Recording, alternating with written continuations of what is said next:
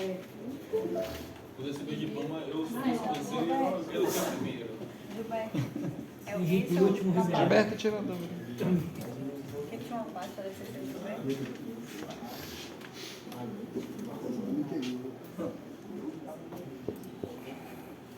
Bem, pessoal, boa noite. Meu nome é Gilberto. Essa aqui é minha apresentação, manutenção preventiva da bacia de decantação de efluentes, com o intuito de evitar passivos ambientais. Tá? Meu nome é Gilberto, todos estão vendo. Sou também estudante de engenharia, no semestre, e formação 2024 com vocês. Pronto. A escolha do tema, na realidade, foi o seguinte: eu estava trabalhando em uma empresa que ela é especialista nessa área de civil. E eu estava em um contrato, ele fazia só a inspeção visual de BVs, de material orgânico e inorgânico. São esses efluentes do polo petroquímico de Camaçari, dos quais são tratados para serem enviados lá para a CETREL, né? Lá para o emissário submarino. Só que, infelizmente, né, a empresa ela decidiu fazer o distrato do contrato, ela não deu continuidade, e na época também eu ia me acidentar, eu não consegui acompanhar o término da obra. Mas em meio tempo, a empresa da qual fazia parte, ela conseguiu ganhar a licitação internamente de fazer a manutenção corretiva dessa bacia de decantação de efluentes. Eu não sou muito bom de gravar, aí eu trouxe minha peça. A introdução, né? Uma breve introdução. A importância de realizar manutenção preventiva e corretiva é extremamente importante para a manutenção e segurança de um todo e, consequentemente, contribuir para o aumento da vida útil do equipamento.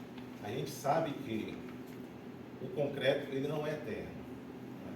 A gente tem que ter a consciência que tem que ser feita a manutenção dele, né? Do equipamento, no caso. Lá, essa empresa, eu acredito que ela tenha mais de 40 anos, né, de existência, e essa é a única bacia que ela tem de decantação, que ela recebe todos os efluentes do polo petroquímico, além também que ela recebe o efluente da VAP, Salvador, que é o chorume.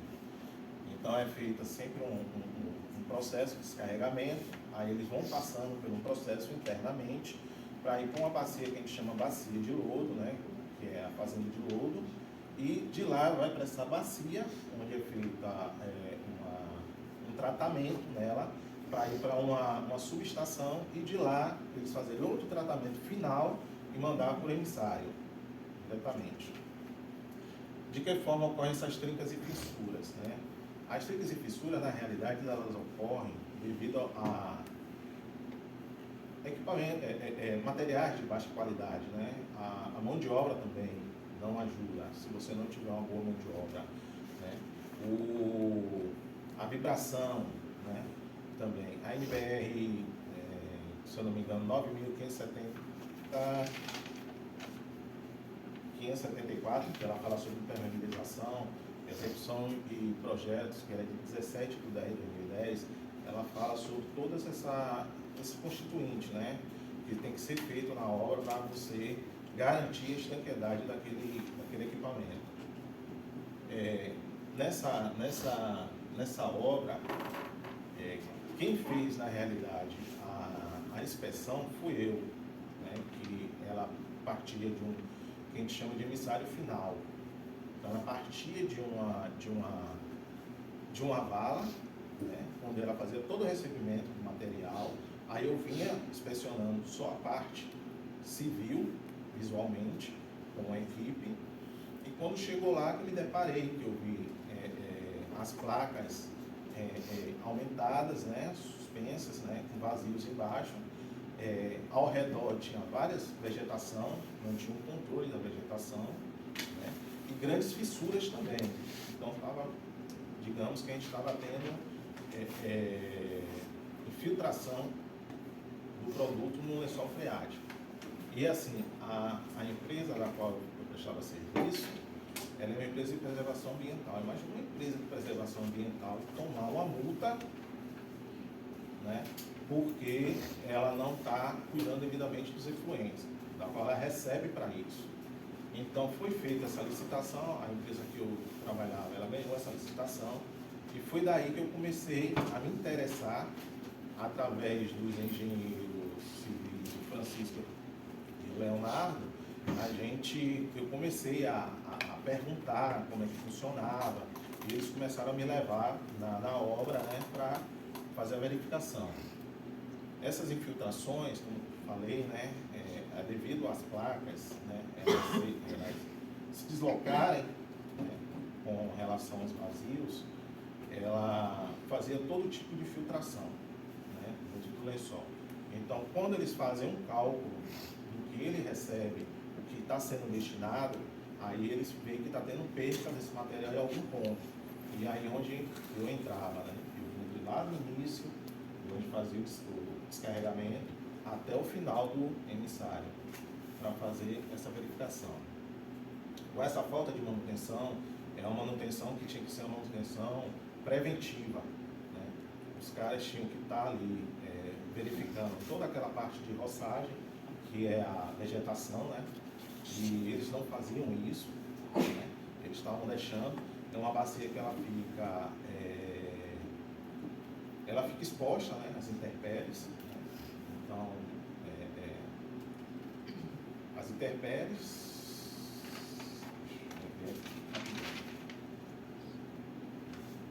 aos gases tóxicos, sofrendo agressões em toda a sua parte de concreto, né?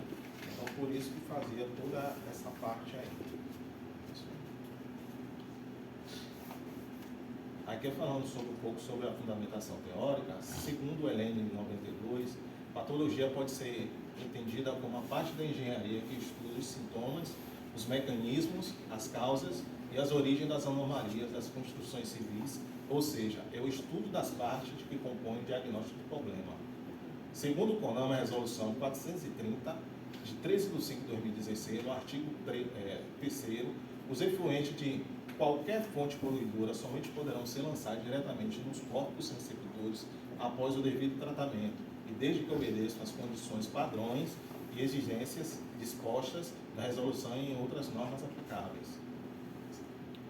Pronto. A bacia, pessoal, é essa aqui. Quando eu cheguei, eu me deparei com isso. Você vê que ela está ao redor cheia de vegetação. No próprio concreto tinha vegetação. Pode passar. Essa daqui são as fissuras. Eles tentaram fazer um tipo de vedação, do qual não deu certo. Não sei se por falta de conhecimento técnico, não sei o que aconteceu. Só que estava passando efluentes. Esse efluente aqui, ele estava com um nível bem baixo para a gente poder trabalhar aqui. Mas esse efluente vem até aqui, ó, mais ou menos. Quase na borda, entendeu? Então, tudo isso aqui a gente teve que fazer. A gente foi encontrando todos esse material de vegetação. Aqui já está limpo, porque a gente passou máquina. Aqui também. Ali do lado a gente já passa a máquina ali também. Essa bacia, ela é assim e entra para cá. Ela tem mais ou menos 1 quilômetro de extensão. Aqui, como a gente falei, as fissuras. A gente entrava com a policorte, cortava, refazia a junta, tratava essa daqui e refazia uma junta com delimitador de profundidade. Como eu falei, isso aqui é um concreto. Embaixo aqui tem um vazio, né, proveniente de raízes, né, da vegetação. Tinha vazios desse daí que estava dando mais ou menos 2 metros de profundidade. E a gente tinha que fazer todo o controle jogando a areia e adensando com água. E fazia a retirada desse... Pode passar. Fazendo a retirada do concreto que estava fora, né? A gente estava tirando e refazendo toda aquele concreto. Aí a gente jogava areia suja, né? No caso, jogamos areia suja, chegava até o patamar e dali a gente fazia, colocava uma geomanta ali naquela parte, colocávamos a ferragem dupla, tá? Com separador de treliça e fazíamos o concreto de 25 MPa para fazer todo o trabalho. Aqui já é a parte, um exemplo, né? já concretado de uma placa que a gente fez. Esse aqui é o selante PU. Esse selante aqui é o que a gente faz toda a junta para fazer toda a trabalhabilidade das placas. Né? A gente coloca um delimitador de profundidade e vem com esse selante, trabalhando dentro dele para fazer a regularização. Esse aqui é o delimitador de profundidade. Devido à profundidade, será necessária a utilização de um delimitador de profundidade para que a placa possa trabalhar ali. Ele debilita a profundidade para evitar a fuga de material durante a aplicação do selante, permitindo o correto dimensionamento das juntas, pois proporciona profundidade uniforme, possibilitando a máxima eficiência das juntas. Aqui eu peguei na internet, né, que é a classe de agressividade, né, que ele vem ali já falando a classe de agressividade ambiental, tem a 1, 2, 3 e 4, conforme os fatores que você for trabalhando, o tipo de produto, agressividade fraca, moderada, forte, muito forte, né? Aí já vem falando ali, ó, se é rural, submersa, né, insignificante, urbana, pequena, se for forte, marinha, industrial é grande, muito forte industrial e respingos na maré. No nosso caso, é muito forte industrial, porque era efluente proveniente de produtos químicos, né? E para você ter uma ideia, eu andei muito dentro desse polo petroquímico e aí eu via essas fábricas que estão desativadas, a grosso modo, elas ainda fornecem efluentes e tem que serem tratados. Quando eu via, eu verificava, quando eu fazia uma inspeção visual, eu verificava que aquele ponto necessitaria de uma atenção maior, aí eu já andava já com um programa, né, que é disponibilizado pela empresa, para eu fazer já o cadastramento daquela área. Ele já era georreferenciado, né, ele dava o ponto exato, eu tirava a foto, explicava o porquê aquilo ali, e a gente tinha também uma classificação de GUT, né, que aí eu classificava se ele iria piorar a longo prazo, se ele não iria piorar a longo prazo, se era tinha que ser executado logo, né? Faltam 3, viu, Gilberto? Tá. Aí a adaptabilidade da NBR 6118, né? Que é de 1978. Na realidade, ela está um pouquinho velha, mas, se eu não me engano, ela já sofreu uma variação em 2004. Mas se você ver aqui as peças, né, os pilares e paredes, como é o nosso caso ao ar livre, ele tende ali a 3 centímetros de cobrimento. Minha conclusão: todo e qualquer problema referido foram solucionados deixando a bacia em pleno funcionamento para a qual ela foi projetada e salientando sobre a importância de uma manutenção preventiva e boa execução do serviço. Este artigo dedica-se ao público-alvo, os estudantes de engenharia civil, para que sejam mais minuciosos em executar um projeto, estudando todas as normas que se referem a obras a serem executadas, o que exija mão de obra qualificada e materiais de boa qualidade. E aqui só uma mensagenzinha aí para o pessoal descontrair um pouco, né? Quando o homem trabalha por um ideal, ele é capaz de mudar o mundo, imagina uma equipe.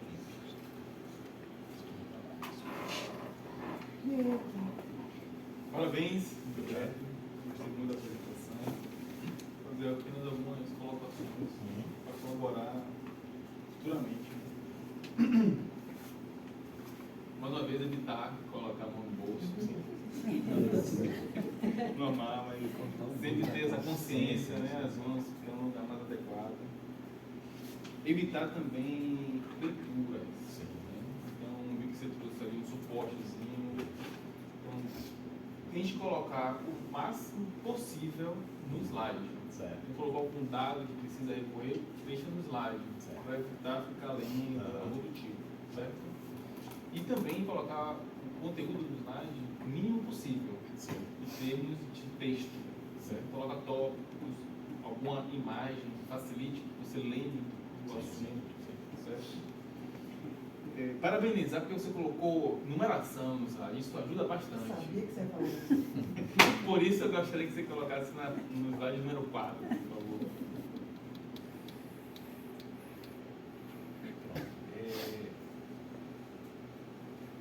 Isso foi tirado em quando? Cara, isso aí foi tirado antes de junho. Esse ano ainda. Esse ano, foi esse ano. Em maio, mais ou menos, eu tirei essa foto. Teve uma que tinha. Tem uma que tem a data. Tem algumas que eu coloquei. Aí, isso, eu senti falta. Essa, na realidade, não foi eu que tirei. Você pode ver que já está até com o logo lá da empresa. Esse quem tirou foi o engenheiro. Aí eu peguei. Foi antes, Gilberto, foi início do semestre passado. Foi? Eu terminei TCC1. É interessante tem que colocar essa referência Sim, tem, né? Poderia colocar na metodologia, por exemplo, também, deixar lá e aqui só colocar esse referencial. 20 de abril, Pode colocar no slide número 14, por exemplo. quase que era feriado dia 19. 2 pontos. Um é a numeração da tabela, está ali 6.1, acredito que seja a 6ª tabela que está no material escrito. É porque, na realidade, foi o seguinte. Eu retirei da internet. Entendeu? Eu peguei da BNT. Esse é da norma. Da norma. Então, Eu não A quis 6.1 mudar. é referente da norma. Ah, Aí eu não quis mudar. Na entendeu? verdade, eu tinha que ter colocado ali a referência da norma. Norma, É. tal, na tabela Agora 6.1. eu pego o isso. Aí, no caso, esta é a primeira tabela da apresentação. Isso. Então seria só essa Isso. referência para se guiar. Né? E como o Renan falou, né? Explicar de Isso. onde você tirou, né? Sim, você sim, falou, sim. tirei da internet. É vago, Você falou também da utilização da GUT. Sim. Muito bom, senti falta aí. Sim, é porque eu também não tinha colocado nenhum no material. Assim. Então, melhor nem citar. Eu só citei, Sim. né, porque Ah, sim. era um equipamento que eu utilizava, né, para fazer as referências que eu via, né? Aí eu tinha que especificar para ele qual tipo de GUT que ia. Mas aí ficou parecendo que continha Isso, no é. trabalho. Entendi. Então, se não fez de fato, nem menciona. Sim, sim. Poderia, por favor, no próximo slide número 15. E eu fiquei na dúvida, por que trazer de 1980? Você tem mais dúvida? Pois é, quando eu vi aí, eu disse, poxa, essa tá velha. Por isso que eu peguei aqui. 2004. Aí não deu tempo de Não, mudar. eu não me atentei na realidade para isso. Aí só para reforçar, né? Eu sempre buscar postos mais recentes. Mais recentes. É isso que eu falei. O parâmetro são os últimos 5 anos, não quer dizer que é obrigatório. Porque às vezes eu coloco lá dentro de um texto, né, atualmente, no cenário atual, sim. mas quando eu ver tem 5 anos isso. Sim. Tá Quando eu dentro vi do aí, panorama, quando eu mas vi, aí está desatualizado. quando eu vi, eu me atentei àquela data ali, eu falei, não, mas tem mais uma recente, foi em 2004. Parabéns pela correção, porque eu, por exemplo, não sabia que teria o de 2000 mais recente, né? Então, pô, corrigiu, beleza, mas só se atentar justamente por conta dessas questões mais atuais. Mas, Valeu, parabéns. Obrigado. Bianca, Juliana, Robson. Eu tenho colocação. Parabéns pela apresentação. Obrigado. Gostei das fotos. De ver os serviços fotografados. Você estava falando no início, eu estava, meu Deus, chega nas fotos. Chega nas fotos. Eu quero ver com as fotos. Não estou conseguindo enxergar nada do que ele está falando. Então, quando chegou nas fotos, ficou bem claro, né? E explícito. As tabelas, essa tabela anterior do slide 14 e slide 15, não precisava nem ter colocado, a não ser feito um resumo sobre o que é que você... ficou meio solto, a agressividade do ambiente. Eu não achei conexão com o tema. O que você poderia ter feito era um resumo, para esse tipo de ambiente que nós estávamos executando o serviço do estudo de caso.